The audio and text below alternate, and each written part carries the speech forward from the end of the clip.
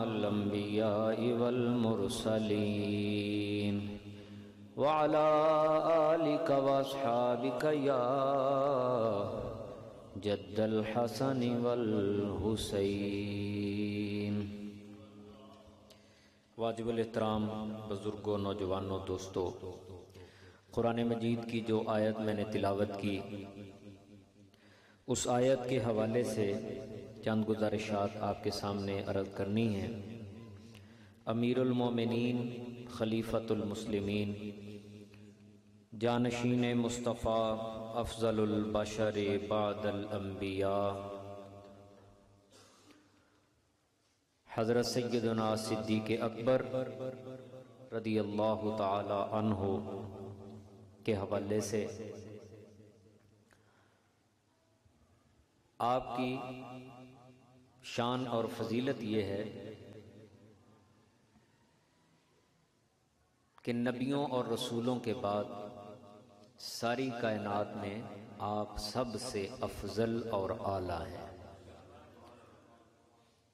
اہل سنت و جماعت کا یہی عقیدہ ہے کہ رسول پاک علیہ السلام کے تمام صحابہ میں بیعت رضوان والے صحابہ سب سے اعلیٰ، پھر ان سے بھی اوپر غزوہ احد میں شامل صحابہ ان سے اعلیٰ، غزوہ احد سے بھی پھر اوپر غزوہ بدر کے شرکاء صحابہ اعلیٰ، پھر ان سے اوپر عشرہ مبشرہ صحابہ اعلیٰ۔ عشرہ مبشرہ وہ 10 صحابہ جنہیں اللہ کے نبی نے دنیا میں جنت کی بشارت عطا فرمائی، پھر ان میں ہمارے پیارے آقا علیہ السلام کے 4 یار اعلیٰ، اور 4 یاروں میں حضرت ابو بکر صدیق سب سے اعلیٰ، سب سے افضل۔ قرآن مجید میں اللہ رب العزت نے آپ کی شان بیان فرمائی۔ اللہ تعالیٰ ارشاد فرماتا ہے والذی جاء بالصدق وصدق به اولئک هم المتقون۔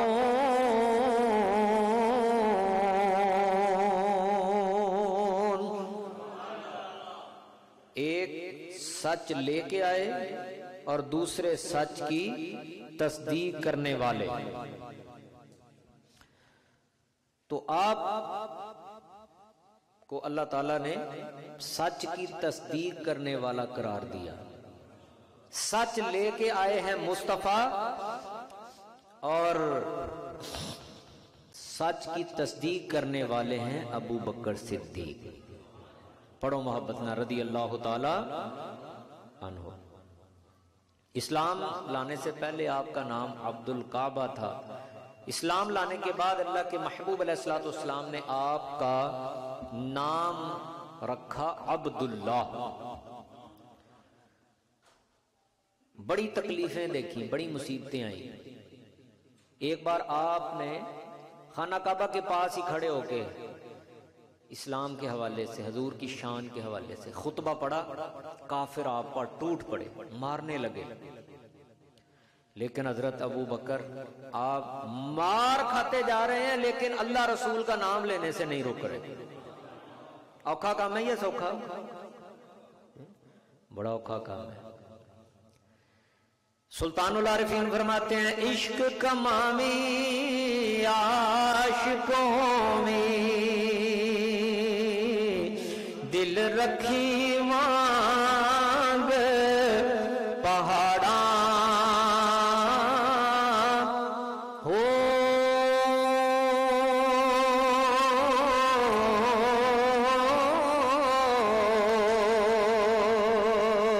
لکھ لکھ بدیاں ہزار غلام نے کر جامی باغ بہاراں ہو، منصور جے چک سولی دیتے جڑے واقف کل اسراراں ہو، سر سجدے تو نہ چکیے باہو پاوے کافر کہیں ہزاراں ہوں۔ نے اتنا مارا اتنا مارا اتنا مارا کہ آپ بے ہوش ہو گئے. اٹھا کے گھر لے گئے. بڑی تگو دو کے بعد جب آپ کو ہوش آیا تو گھر والوں نے پوچھا، باپ نے باقیوں نے، کیا حال ہے بیٹا؟ فرمایا مجھے چھوڑو، بتاؤ حضور کا کیا حال ہے. میرے آقا ٹھیک ہے. بس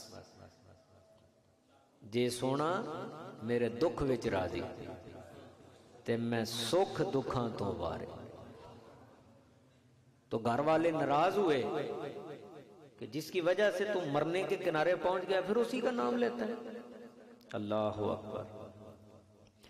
محمد کی محبت، محمد کی محبت دین حق کی شرط اول ہے. اسی میں ہو اگر خامی تو سب کچھ نامکمل ہے. سفر مدینہ جو ہے، ہجرت مدینہ جسے کہتے ہیں، مولا علی شیر خدا رضی اللہ عنہ کو تو آپ نے بستر پہ لٹایا اور ابو بکر کو ساتھ لیا. غار حرا میں پہنچے. تفصیل سے آپ نے کئی بار سنا حصول برکت کے لیے. تو حضرت ابو بکر صدیق نے دیکھا کہ کافر غار کے منہ تک آ گئے تو انہوں نے آگے سے کیا کہا تھا؟ حضور خطرہ بڑھ گیا ہے. اور آگے پھر اللہ کا قرآن کہتا ہے، سنو ذرا ایمان تازہ ہو جائے ذرا. اللہ تعالیٰ ارشاد فرماتے ہیں، ثانی اثنین اذ ہما فی الغار اذ یقول لصاحبہ لا تحزن ان اللہ معنا. دوسرا کہنے لگا، یا رب یا رسول اللہ یا حبیب اللہ، خطرہ بڑھ گیا ہے، پریشانی بڑھ گئی ہے، کافر غار کے منہ تک آ گئے ہیں. نبی پاک علیہ السلام نے کیا فرمایا؟ لا تحزن لا تحزن، اے غم نہ کر غم نہ کر، ان اللہ معنا، اللہ میرے بھی ساتھ ہے، اللہ تیرے بھی ساتھ ہے، غم نہ کر فکر نہ کر. کافر غار کے منہ تک آئے، چھاتی مار کے غور سے دیکھ کے چلے گئے، لیکن انہیں حضور کہیں نظر نہ آئے. اس لیے نظر کیسے آتے؟ ان کی دیکھنے والی آنکھ ہی نہیں تھی. آنکھ والا تیرے جوبن کا نظارہ دیکھے، دیدائے کور کو کیا آئے نظر کیا دیکھے. انہیں حضور نظر، بولو حضور نظر نہیں آئے. ہائے ہائے ہائے ہائے، انہیں حضور نظر ہی نہیں آئے. پھر جب مدینہ شریف کے پاس پہنچے تو وہ وقت بھی آیا نا. بعض لوگوں نے جن کو نہیں پتا تھا انہوں نے حضرت ابو بکر کو ہی نبی سمجھ لیا. آگے بڑھ کے ان کو پروٹوکول سے پیش آنے لگے، ہاتھ چومنے لگے فار ایگزامپل. تو حضرت صدیق اکبر کی ذہانت دیکھو. آپ نے جو پاس کپڑا تھا نا، جیسے چھتری کرتے نا اوپر، انہوں نے پکڑ کے ایسے حضور کے اوپر کر دیا تاکہ لوگوں کو پتا چلے کہ نہیں نہیں میں نبی نہیں ہوں، نبی یہ ہے، میں تو غلام ہوں.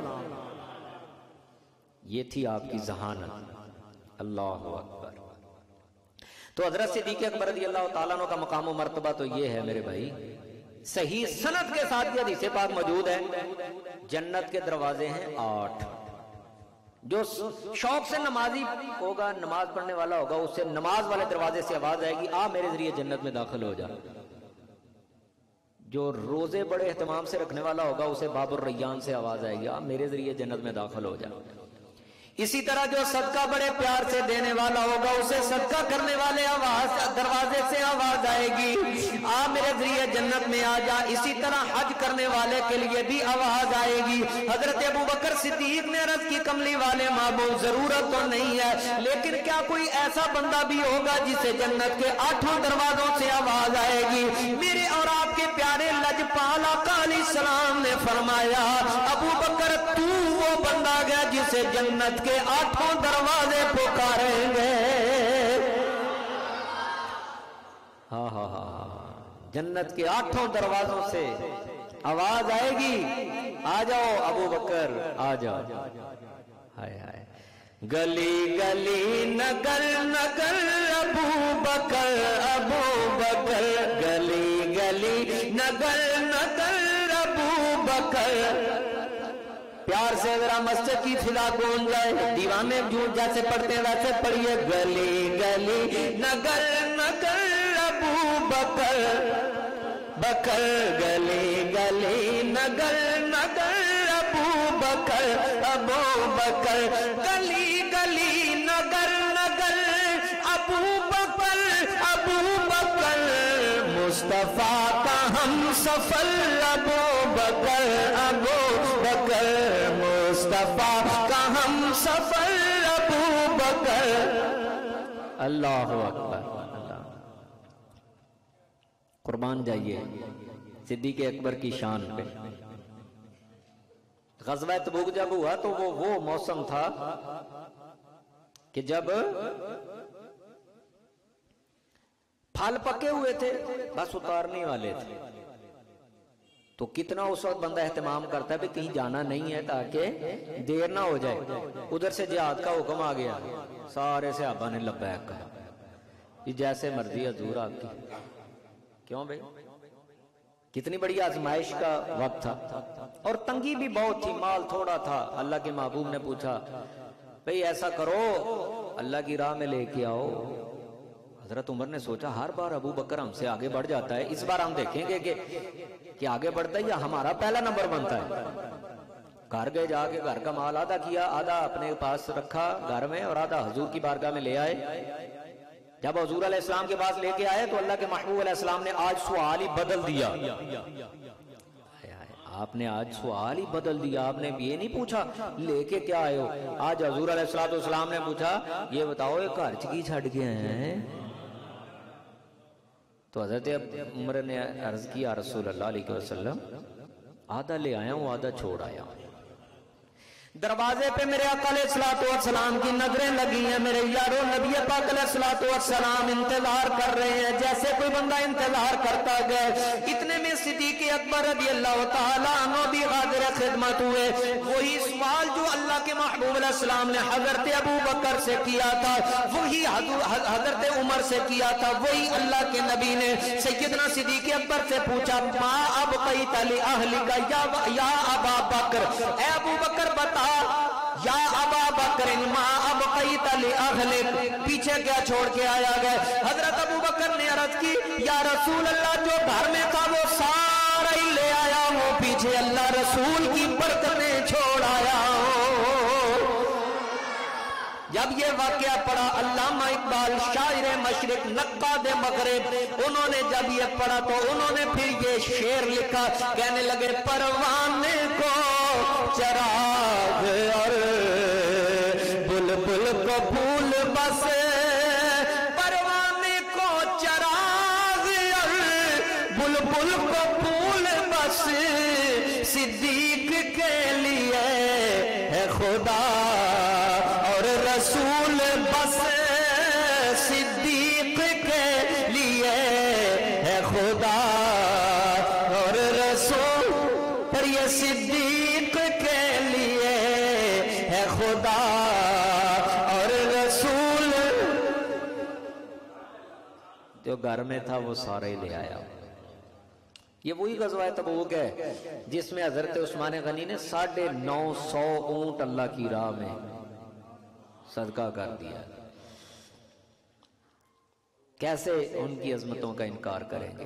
تفسیر کبیر میں روایت موجود ہے، ابو بکر اس انگوٹھی پہ اللہ کا نام لکھوا لاؤ۔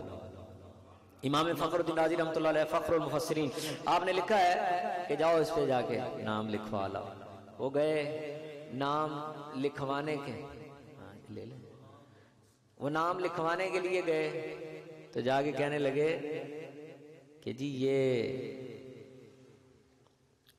اس پہ اللہ کا نام بھی لکھ دو اور اس پہ رسول اللہ کا نام بھی لکھ دو صلی اللہ علیہ وآلہ وسلم۔ جو کاریگر تھا اس نے لکھ دیا، اللہ کا نام بھی حضور کا نام بھی، لے کے آ گئے۔ لکھوا لائے ہو؟ ہاں جی لکھوا لایا ہو۔ کہاں ہے؟ یہ لو جی۔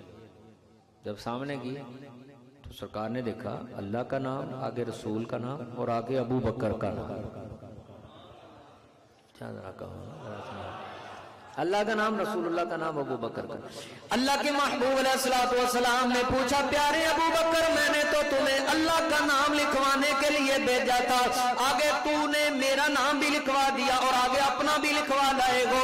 حضرت ابو بکر نے عرض کیا رسول اللہ قربان جاؤں میں، آپ ماں باپ قربان جائیں، حضور جہاں تک تو آپ کے نام کا تعلق ہے وہ تو میرے ایمان نے گوارا نہیں کیا کہ اللہ کا نام تو ہو، ساتھ میں اس کے محبوب کا نام نہ ہو۔ اتنے میں جبریل امین آ گئے، آ کے عرض کرنے لگے یا رسول اللہ ابو بکر نے آپ کا نام اللہ کے نام سے جدا کرنا گوارا نہیں کیا، رب نے ابو بکر کا نام آپ کے نام سے جدا کرنا گوارا نہیں کیا۔ آپ کا نام ابو بکر نے لکھوایا ہے، آگے آپ کے نام کے آگے ابو بکر کا نام رب نے لکھوایا ہے۔ ہائے ہائے ہائے ہائے ہائے، سبحان اللہ سبحان اللہ۔ آگے کا نام ابو بکر کا نام رب نے لکھوایا ہے، سبحان اللہ سبحان اللہ۔ یہ ہے شان صدیق اکبر۔ اسی لیے نبی پاک علیہ الصلوۃ والسلام جب اپنے مرض وصال میں تھے تو آپ نے کیا کہا تھا؟ صحیح بخاری شریف کی روایت ہے، مرو ابا بکر ان یصلی بالناس او کما قال۔ تو انہوں نے کہا تھا کہ ابو بکر کو کہو کہ وہ لوگوں کو نماز پڑھائے، کیا نماز پڑھائے۔ تو حضرت ابو بکر صدیق رضی اللہ عنہ نے 17 نمازیں پڑھائی سرکار کی ظاہری حیات میں، اور پیچھے حضرت عمر بھی، حضرت عثمان بھی، اور حضرت مولا علی بھی، اور امام حسن بھی اور امام حسین بھی، سارے پیچھے کھڑے۔ امام کون بنتا ہے؟ جو علم کے لحاظ سے بھی اعلیٰ ہو، عمل کے لحاظ سے بھی افضل ہو۔ شرائط امامت پڑھ لیں آپ فقہ کی کتابوں سے، تو وہ حضور نے ابو بکر کو بنایا، گویا اللہ کے نبی نے اپنے ایکشن سے، عمل سے یہ بتا دیا کہ ابو بکر سب سے اعلیٰ ہے۔ بولو ابو بکر سب سے اعلیٰ ہے، اس لیے انہیں مصلی پہ کھڑا کر دیا۔ کسی سے آپ نے اعتراض نہیں کیا کہ جی نہیں مولا علی کو کھڑا کریں، کسی نے نہیں کہا، نہ انہوں نے اعتراض کیا نہ ہمیں کوئی اعتراض، بس جو حضور نے کر دیا ٹھیک کر دیا۔ تو پہلا نمبر کس کا ہوا؟ بولو ذرا۔ او میرے بھائی دلیل نال گل کرنا ہو رہا ہے تو قوالیاں پڑھنا ہو رہا ہے۔ گل قوالیاں نال نہیں نا، دلیلاں قوالیاں جو نہیں نکلدیاں، دلیلاں اللہ دے قرآن جو تے حدیث چوں نکلدیاں، ٹھیک ہے۔ قوالی دا ہر وہ شعر جڑا قرآن اور حدیث شریعت دے مطابق ہوئے گا وہ سانو قبول ہے، بس جڑا شریعت دے مطابق نہیں ہوئے گا وہ پاویں قوالی ہوئے، وہ پاویں نعت ہوئے، وہ پاویں جو مرضی ہوئے، ٹھیک ہے۔ ہن دیکھو نا کئی نعت خواں انج دی پڑھدے نے کلام، بات ہے تو میں عرض کراں۔ ایک بار شاہ صاحب رحمۃ اللہ علیہ ساڈے پیر و مرشد بیان فرماندے نے کہ ایک بار ایک نعت خواں نعت پڑھ رہا تھا، ماہی کر گیا وعدہ آمن دا، نہ آپ آیا نہ سلام آیا۔ ماہی کر گیا وعدہ آمن دا۔ شاہ صاحب فرمانے لگے کہ میں نے اسے کہا کہ بھائی یہ تم کس کو کہہ رہے ہو؟ کہتا ہے جی یہ حضور دے بارے کہہ رہے ہیں جی، ساڑھے ماہی تے حضور ہی نے نا۔ آپ نے فرمایا تینوں پتہ ہے دا مطلب کی ہے؟ اے جو تو پڑھن دے ہیں جی فلانے نعت خاں پڑھ دے ہیں۔ آپ نے فرمایا جیڑا مرضی پڑھتا ہے، تینوں پتہ ہے تو کی پڑھ رہے ہیں کہ ماہی کر گیا وعدہ آمن دا تے نہ آ پایا، یہ مطلب بھی وعدہ کر کے حضور چلے گئے تے آئے نہیں۔ کی خیال؟ آپ نے فرمایا اوے اللہ کے بندے میری سن، اگر تو یہ عقیدہ رکھ کے پڑھے کہ واقعی حضور نے وعدہ خلافی کر دی نعوذ باللہ، پھر تو یہ کفر ہے کہ سرکار کو وعدہ خلاف تو کہہ رہا ہے، اور اگر تو لا علمی میں پڑھ رہا ہے پھر یہ جہالت ہے۔ توبہ پر آئندہ سے ایسا شعر نہیں پڑھنا ہے۔ تو نعت کی صورت میں بھی اگر کوئی بندہ ایسا کلام پڑھے تو وہ قبول نہیں ہے۔ ہر حوالے سے آپ دیکھیں گے حضرت ابو بکر صدیق رضی اللہ تعالیٰ عنہ آپ کو ٹاپ لسٹ پہ نظر آئیں گے۔ جو ترتیب خلافت ہے نا، یہ میں اپنی بات نہیں کر رہا، حضرت امام ربانی سیدنا مجدد الفسانی الشیخ احمد سرہندی فاروقی نقشبندی رحمت اللہ تعالی علیہ، آپ نے مکتوبات شریف میں یہ لکھا ہے کہ جو ترتیب خلافت ہے وہی ترتیب فضیلت ہے۔ ترتیب خلافت میں پہلا نمبر کس کا ہے؟ بولو تو صحیح۔ ایک بندہ کہنے لگا نہیں، ظاہری خلافت حضرت ابو بکر کول سی تے روحانی خلافت حضرت مولا علی کول سی۔ میں کہا اچھا روحانی خلافت حضرت مولا علی کول سی تے حضرت ابو بکر نہیں جی ظاہری خلافت وچ۔ اچھا ویکھو تسی یعنی کہ لوگ مسئلے کیویں دے بیان کردے نے پریشان کرن لئی۔ کہندا جی ظاہری خلافت حضرت ابو بکر دا پہلا نمبر ہے تے روحانی خلافت حضرت مولا علی دا پہلا نمبر ہے۔ اچھا میں کہا ٹھیک ہے، میں کہا ایک سوال دا جواب تے دیو۔ ہاں جی پوچھو۔ میں کہا اے دسو کہ حضرت ابو بکر دا روحانی خلافت کنواں نمبر ہے؟ وہ اگوں میرے منہ وال ویکھیا ہے۔ میں کہا دسو نا کہ حضرت ابو بکر دا روحانی خلافت کنواں نمبر دیندے ہو؟ اور میں کہا میرے آقا نے تے کوئی تقسیم نہیں کیتی کہ اے ظاہری خلافت ہے اے روحانی خلافت ہے، تینوں کی لوڑ پہ گئی ہے بھائی؟ من جاؤ جڑی ترتیب اللہ رسول نے بنائی بس او دے تے یا آمین کہہ۔ یہی اہل سنت و جماعت دا کیتا ہے، میں پریشان نہ ہوت نہ کر کسے نو۔ میرے بھائی جو ترتیب خلافت ہے نبی پاک علیہ الصلوۃ والسلام دے غلاموں، خدا دی قسم عقیدہ اہل سنت و جماعت یہ کہ حضور علیہ الصلوۃ والسلام دے ظاہری خلیفہ بھی حضرت ابو بکر نے تے روحانی خلیفہ بھی پہلے نمبر تے حضرت ابو بکر ہی تائیں تے حضور نے اپنے مصلی تے کھڑا کیتا۔ اس واسطے اللہ تعالیٰ میری تہاڈی اصلاح فرمائے اور اللہ تعالیٰ سانو صحابہ کرام دیاں برکتاں عطا فرمائے۔ ایک مسئلہ سماعت فرماؤ، جدوں رکوع مفتی صاحب کے چینل کو سبسکرائب کریں۔